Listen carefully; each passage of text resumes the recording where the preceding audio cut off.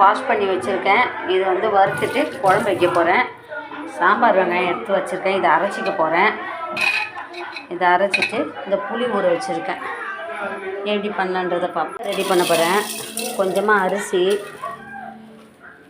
இதில் வந்து மிளகாவும் தனியாகவும் இருக்குது, அதாவது மல்லி. அடுத்தது வந்து இதில் கொஞ்சம் சோம்பு, கடலைப்பருப்பு, மிளகு. அதாவது இந்த டைமுக்கு எவ்வளோ மீன் குழம்புக்கு தயார் பண்ணணுமோ அந்த அளவுக்கு எடுத்துக்கிறேன். வெந்தயமும் கொஞ்சம் போட்டுட்டேன். ஒரு 2 வெந்தயம் போட்டுப்போம். கடுகு கொஞ்சம் போட்டுக்கணும். கடுகு கொஞ்சம் போட்டிருக்கேன். நல்லா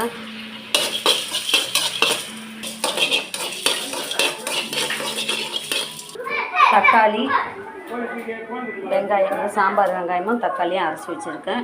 மீனை கழுவி வச்சுருக்கேன். இப்போ இது வறுத்தாச்சு, நல்லா வாசனை வந்துச்சு, வறுபட்டுருச்சு. இப்போ இதை அப்படியே நம்ம மிக்ஸி ஜாரில் போட்டுக்கிடலாம். இதையும் போட்டு கொஞ்சம் அரைச்சிப்போம்.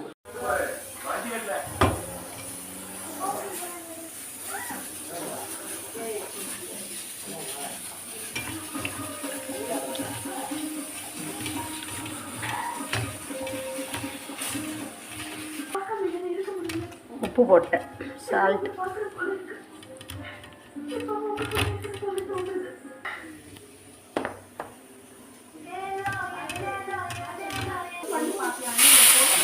இது வந்து சாம்பார் வெங்காயம், கொஞ்சமாக தக்காளி, கொஞ்சமாக அரைச்ச மிளகா, தனியெல்லாம் போட்டு அரைச்சேன். அதெல்லாம் போட்டு நல்லா ஊற வச்சுட்டேன். உப்பெல்லாம் போட்டிருக்கேன்.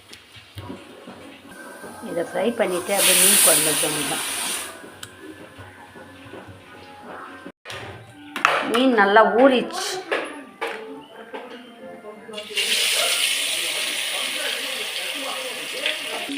மீன் வறுவல் ரெடி ஆயிடுச்சு.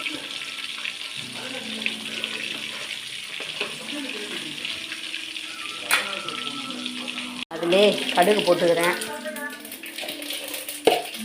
வெந்தயம் போட்டுக்கிறேன், கட் பண்ணி வச்சுங்க வெங்காயம்,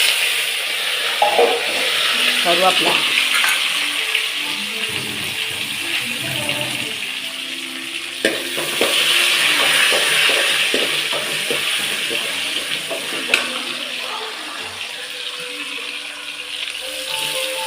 அரைச்சி வச்ச சாம்பார் வெங்காயம்,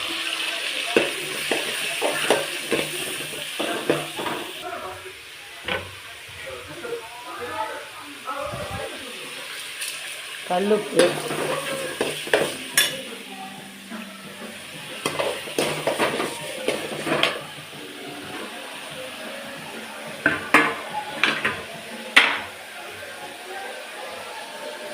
அதெல்லாம் கழுவி ஊற்றி வச்சு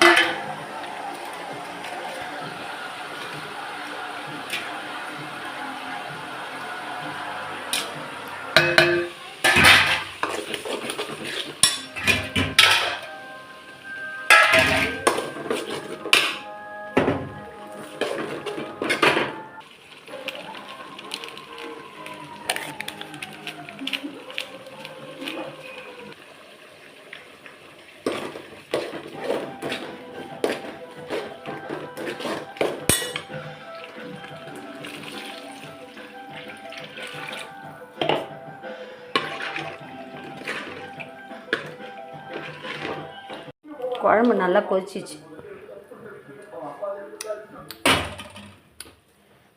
மீனை போட்டிருப்பேன். 3 துண்டு தான் மீன்.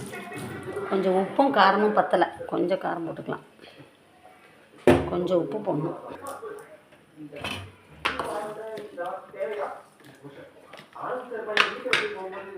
மீன் குழம்பு ஆயிடுச்சு.